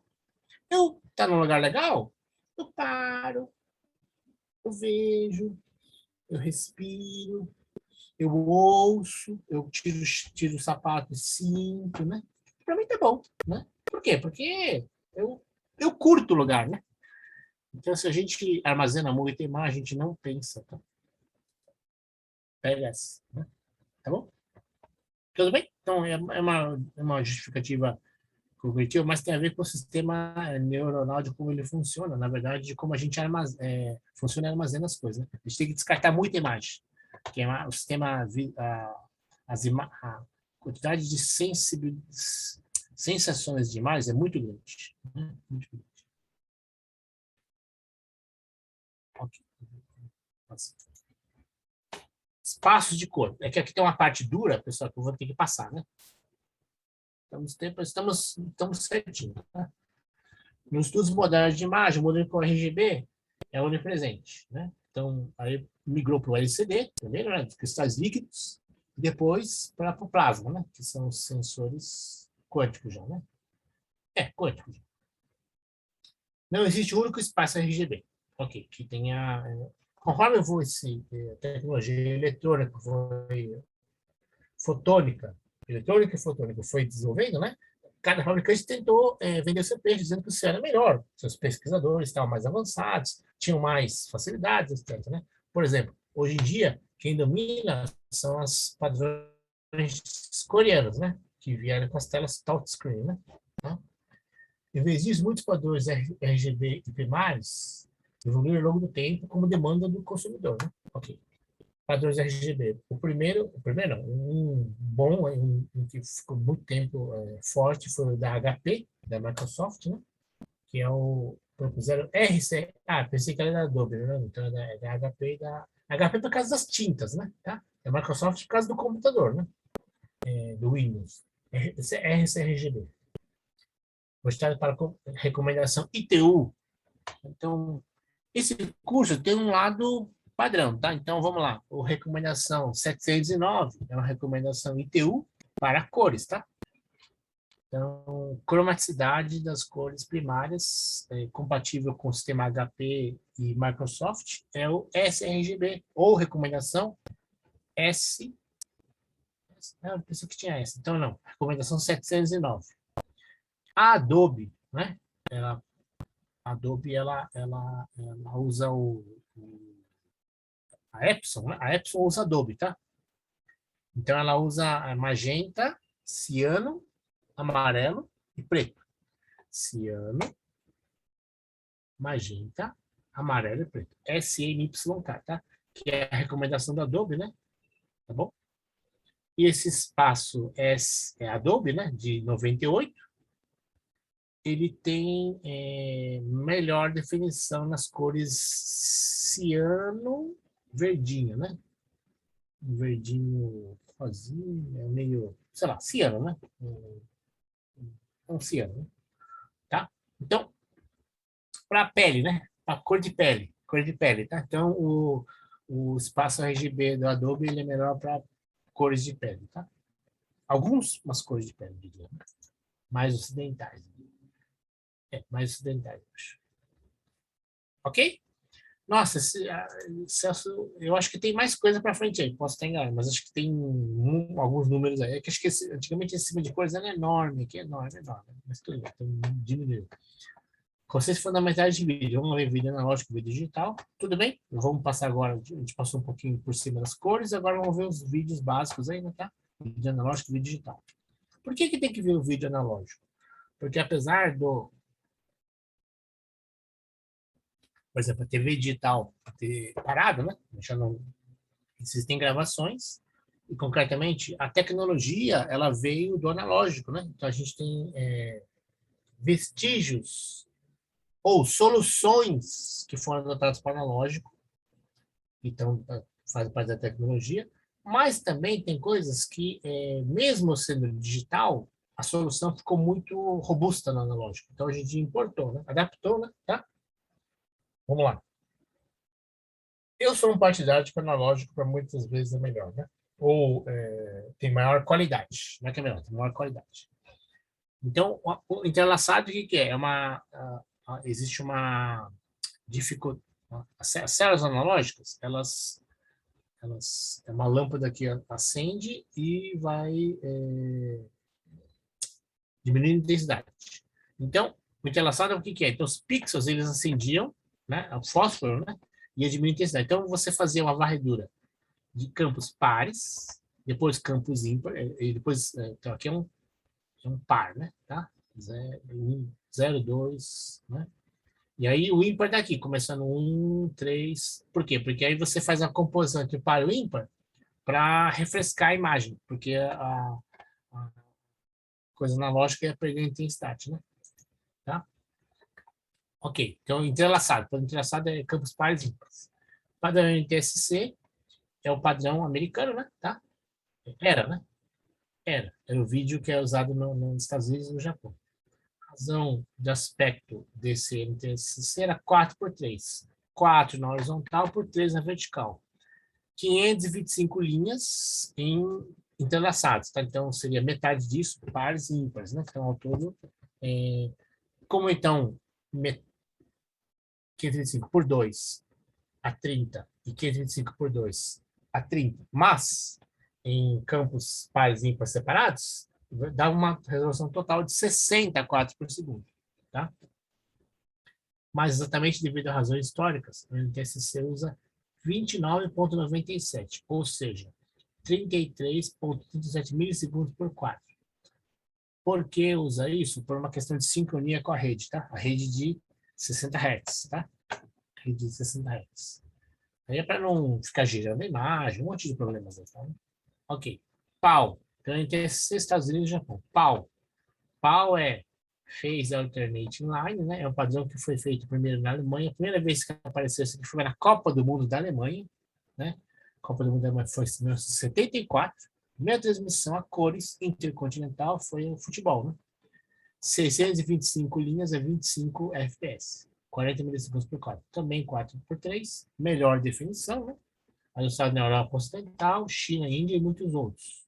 E aí o Brasil... o Brasil atendeu uma versão modificada do Paulo, tá? Que ele fez, mas eu fiz uma solução dessas, né? Ele fez quantidade de linhas americana e padrão de fase alemão, tá? Então, pau-M, pau modificado. Ok. Vídeo digital. Então, o Brasil era diferente de todos, né? Vídeo digital. A gente tem o sistema de cores do vídeo, não é nem... Por que a gente usa um padrão chamado YCBCR, né? É um padrão adaptado do branco e preto, né? Qual que é a ideia do padrão adaptado do branco e preto? É porque a qualidade ou a intensidade da informação, né? A intensidade da informação, ela está, a definição da luminosidade da informação, o claro e o escuro das imagens, ele é preto e branco, tá? Então, o que é o vídeo preto e branco? É o que dá o contorno da imagem, né? Na verdade, pessoal, os fotógrafos também falam isso, né? Então, qualidade de fotografia está no preto e branco. Então, fotografia como arte, em geral, é preto e branco, né? E, logicamente, a representação geral do que é a imagem tem a colorida, mas a qualidade da arte, em geral, está no preto e branco. Então, vamos lá. Então, a gente tem padrão Y, né, que é de luminosidade, luminância, né? Y é o componente de luminosidade, né? Então, CB, croma azul, blue. Na verdade, não é blue, é B menos Y. E croma R, que é R menos Y, que é a luminosidade retirada, né? Então, em cima dessas três bases aqui, né, YCBCR, você consegue ter o seu sistema de cores, que está embutido, então, o RGB nessa base misturada aqui. Por que você mistura a base? Porque você quer ter a informação preta e branca, né? Quer ter a informação preta e branca. A informação preta e branca é a informação básica de distinção das imagens, ainda no mundo digital. No mundo analógico, considero, no mundo digital ainda é, tá? E aqui tem a croma B e a croma I. E aqui estão os vetores de conversão delas, tá? Métrica de conversão. Métrica de conversão. Então, eu tenho aqui a amostragem espacial e a amostragem temporal. O que é amostragem espacial? A amostragem espacial é a amostragem dentro de um quadro, né? Então, como eu tinha falado, né, uma imagem é um quadro que tem pixels na horizontal e pixels na vertical, né? E os quadros vão mudando no tempo, eu chamo de amostragem temporal. Então, uma amostragem espacial, ela dá conta de uma imagem congelada, né? Capturada no instante. E conforme os quadros vão mudando ao longo do tempo, eu tenho a amostragem temporal, né? O vídeo é as duas coisas, né? É uma sucessão de imagens, ou seja, amostragens espaciais mudando o tempo, né? Tá? Então, o que é a subamostragem de crominância? Então, aqui eu tenho as três componentes, né? YCB, CR, CB. E aqui eu tenho, quando eles estão completos, né? Tá? Eu tenho aqui, né? Aqui está completo. Então, YCBCR cheio, né? Cheio. Para cada pixel ou elemento de cor, eu tenho um Y, um CR e um CB. Seria um mais vermelhinho, mais azulzinho aqui, né? Aqui é preto e branco. Mas seria assim se fosse colorido. Nesse daqui, nesse esquema A, né? 444. Nesse esquema B aqui, 422, eu tenho, né? A cada 4 elementos de imagem, todos eles têm Y, metade dos elementos de CR, né? Eu tenho 2 elementos de croma R e metade de croma B. Então, eu tenho 2 elementos de croma B. Então, eu tenho 4 de Y, 2 de R e 2 de B a cada 4. Aqui eu tenho 4 de tudo, né? Aqui no 420, eu tenho a cada 4 pontos, eu tenho os 4 de luminância Y, 2 pontos de cor, né? CR e CB, e 0 CB, perdão, isso aqui, 4, 2, 0, puxa, eu confundi aqui, né? Aqui 4, 2, 2 ficou claro, 4, 2, 0, repetir. Assim, aqui, nesses aqui, perdão, então nesses aqui, aqui eu só tenho luminosidade e não tenho croma nenhum, por isso que aparece o 0 aqui, tá? É isso. Então, o que é isso, né? A gente vai falando que a gente vai tirando elemento de cor. Por quê? Sempre o que é mais importante é a luminosidade. A cor não é tão importante, né? Então, na verdade, a cor a gente percebe menos. A cor a gente percebe menos. E qual é a cor que a gente tira mais? É o azul em geral, tá? A gente tira mais o azul. Vamos lá. Então, padrão de vídeo digital, né? Que é o nosso nosso. A gente tem aqui vídeo digital também, mas aqui a gente vai ver o geral, né? De vídeo digital. A gente tem a recomendação ITU BT 615, né? Transmissão digital internacional. O sistema NTSC usa 60 quadros por 525, o sistema PAL 50 por 50 quadros por 625 linhas, como eu tinha falado no slide anterior, né? E a gente tem 8 bits por amostra, tanto no NTSC quanto no PAL, né? Aqui é digital, parece um T menos aqui, né? Então, quais são os padrões de compressão que a gente tem no curso aí, né? Quer dizer, ter no curso significa hoje. Então, explicação, né? Então, a gente antigamente tinha em multimídia mais padrões de transmissão de vídeo digital. Porém, era um curso mais aplicado. Agora que é um curso mais fundamental, a gente expõe o padrão, mas não abre ele com tanto detalhe, porque não estamos na aplicação, tá? Mas aqui a gente comenta deles, né? Então, MPEG, né? As versões 1, 2 e 4 foi uma questão assim de especificar uma versão para chegar no 4, que é o padrão que foi mais bem aceito no DVD, tá? Então, são versões que foram precisas para chegar na 4, que é o padrão que vem no DVD. Por isso tem uma questão de áudio e de vídeo, tá? Depois, para dispositivos móveis, né? Entrou o H264, que é o MPEG 4 com um Advanced Video Coder, tá? Que é para dispositivos móveis. E para a internet entrou a versão H265, tá? Que é para sistemas móveis na rede, né? Tá? Com menor latência, né? Tá bom?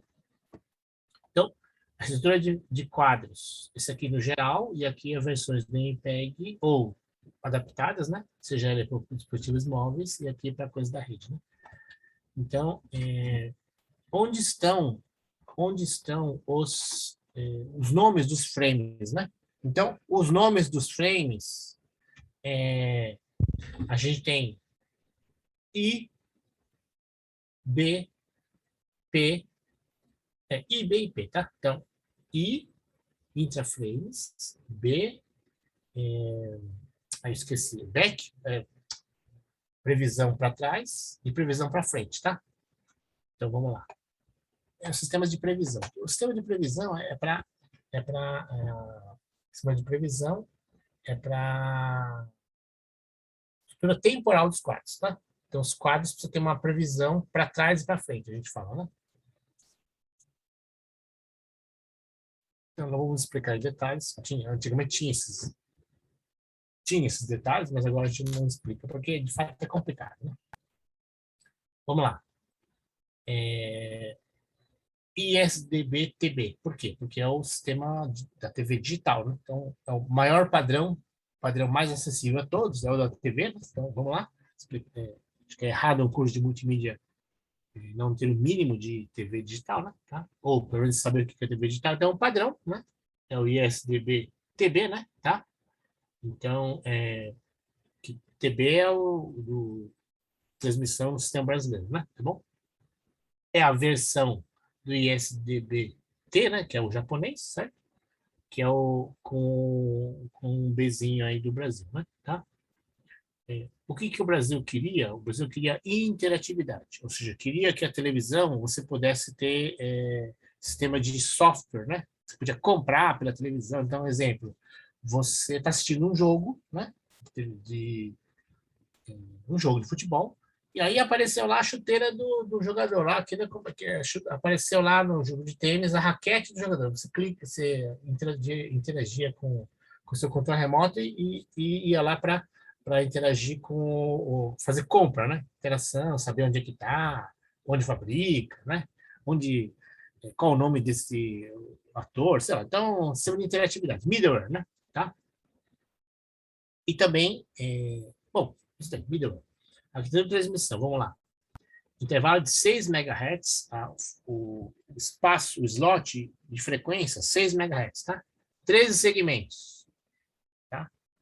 Quando é um segmento só, segue um, é o mais básico de todos, que é o que usa no celular, que utiliza no carro, né? Então, segue um, que é um segmento só. Dos 13, só um, né? Dá uma imagem básica, mas não dá alta resolução, né? Não dá muitas qualidades. Por quê? Porque é só basicamente é só o I, tá? É só o I que é transmitido, tá bom? Padrão de multiplexação MPEG 2, modulação OFDM, tá? Então, MPEG 1 e 4, o 2 é o básico de codificação. Então, quando você cai para o 1, ele tem maior qualidade, menor codificação. O MPEG 4 tem maior qualidade, perde. Então, a resolução básica do nosso é o MPEG 2, tá? 2. Da TV, perdão. Correção de erros usa time interleaving, entrelaçamento tanto no tempo quanto na frequência, para correção de erros. E 700 MHz só para retorno. Retorno é coisa da interatividade. Tá? Então, que a princípio os sistemas portáteis utilizariam um seg, né? Um segmento do sistema japonês. Tá? Porém, isso aí acabou não... Está ainda para se desenvolver, pode ser que saia mais coisas, mas é um padrão que ainda caberia desenvolvimento, um pouco de pesquisa, um pouco, mas mais desenvolvimento mesmo, tá?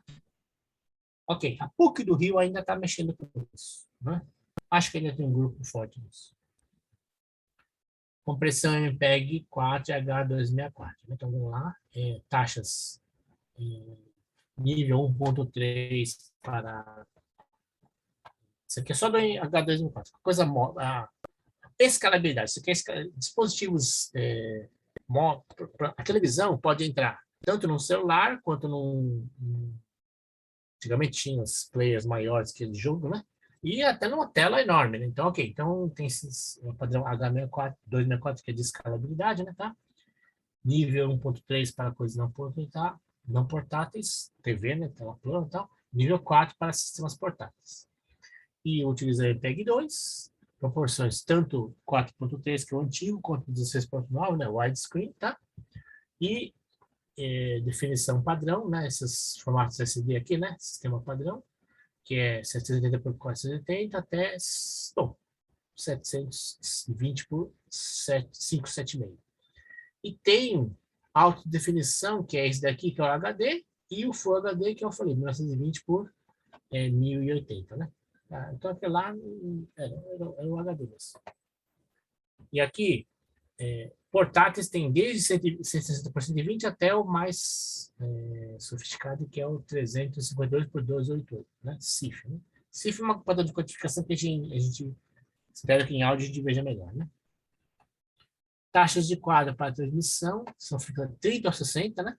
Se é entrelaçado ou não entrelaçado. E para portáteis, 30 só, tá? várias especificações, peço desculpas, pessoal, um pouco chato esse negócio, mas é aula, né? Transmissão de áudio, né? Elas são AAC, que é Advanced Audio Code, tá? Então, tanto para dispositivos portáteis quanto não portáteis, e também Surround apenas para dispositivos não portáteis, né? TV de Home Theater, né? Tá bom? Então, AAC para coisas portáteis e não portáteis e Surround só para os não portáteis, né? Vídeo 3D. Então, vídeo 3D é um padrão que tentou pegar, mas acho que acabou não pegando muito bem. Tem cinema 3D, né, tá? Então, quadros diferentes para sensibilizar o olho direito e esquerdo, para o olho fundir. Então, o olho funde coisas que não são na tela plana. Ele funde coisas que vêm visão 3D mesmo, tá? Então, o filme Avatar, ele difundiu muito isso, né? Porém, há problema existem realizações, mas houve problemas. Tem gente que sente um pouco mal com isso, tá? Então, existe aí uma imersão, né? Mas tem gente que sente um pouco mal, né? Tem gente. Não sei se todo mundo, mas tem gente. Tá bom. Então, aqui está a referência, né? Certo? Foi usada. Essas duas referências podem baixar, podem ser consultadas via... Isso eu chequei, tá? Isso aqui eu que acho que até sugeri. Então, no Sofia tem, né? Tá bom? Essas aqui, para que quer? De cor, né? Essas tem dúvida, tá? Essa talvez de 2012, talvez sim, mas essas mais antigas eu talvez não tenho muita certeza, tá? Se tem elas no Sofia por digital, né? Tá? Então aqui, para vocês verem aqui, tinha... tem o exercício 2, queria chegar nisso, tá? Então, exercício 1, exercício 2, que dois slides, né? E, de novo, só para entregar vai ter uma aula ainda, né? Semana que vem, entregar na outras 2 semanas depois, tá? Daqui a 3 semanas, tá no fundo isso aqui, né? Exercício 2, serão 10, hein? Pesquise uma aplicação prática que usa algum sistema de cores apreciado na sala. Então, tem que procurar impressora, câmera, o que for. E procura lá e detalha qual sistema de cor, né? Tá? Escolha um desses padrões e explica com mais detalhe. Então, faz uma lauda melhor aí, bota as cores, bota uns diagraminhas aí, tá? Tá bom? Perdão, peço desculpas, que a gente atrasou não, encheu a aula de coisas, né? Mas então, eu vou deixando a lista, vou falando, mas a lista no final entrega de uma vez só, então não entrega picada, não. Eu só vou deixando para vocês irem já dividindo as tarefas entre vocês. Tá bom? Alguma dúvida? Depois dessa pancada de conteúdo? Não? Tá bom, então. Então, boa noite, pessoal. Bye, né? Boa aula para vocês, hein, tá?